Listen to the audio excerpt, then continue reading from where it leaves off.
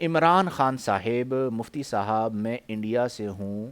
جب امیر اہل سنت دعوت اسلامی کے بارے میں سوچتا ہوں، یاد میں ان کی آنسو بھی آتے ہیں۔ آپ کی کیا رائے ہے دعوت اسلامی والوں کے لیے اور ان کے امیر کے لیے؟ عمران خان صاحب، چلے آپ کا کامنٹ چونکہ میں نے پڑھ لیا ہے تو میں اس کا جواب دے دیتا ہوں۔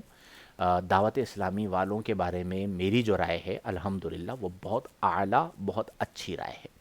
بلکہ اللہ کے ولی کامل ہیں، حضرت امیر دعوت اسلامی مولانا الیاس قادری دامت ظلہ العالی، امیر اہل سنت جنہیں اس لقب سے یاد کیا جاتا ہے، ان کی یاد میں آپ کی آنکھوں سے آنسو بہہ رہے ہیں تو ایک ولی کامل کی یاد میں بہہ رہے ہیں، بہت اچھی چیز ہے۔ اور دعوت اسلامی ماشاءاللہ بہت اچھا مثبت کام کر رہی ہے، علماء تیار کر رہی ہے، مساجد بنا رہی ہے اور بہت ساری چیزیں۔ ہمارے ہاں تھوڑا سا معاملہ پایا جاتا ہے پاکستان میں، لیکن میں ہمیشہ یہ کہتا ہوں کہ جو بھی دین کا کام کر رہا ہو اسے ہمیں سپورٹ کرنا چاہیے۔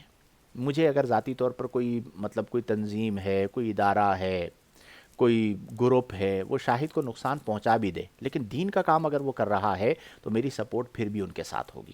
تو میں ذاتیات کے اندر نہیں پڑتا۔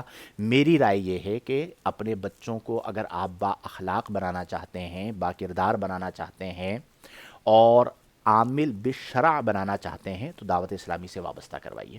میرے کئی جاننے والے ہیں بیسیوں کی تعداد میں جنہیں میں نے دعوت اسلامی کے جو ادارے ہیں درس نظامی کے جامعات المدینہ وہاں پہ داخل کرواتا ہوں۔ آن لائن کتنے لوگ آتے ہیں، کہاں پر داخلہ لیں؟ دعوت اسلامی والوں کے پاس داخلہ لیں، چونکہ ایک سسٹم ہے اور ایک نظام ہے، اور میں ذاتی طور پر یہ جانتا ہوں۔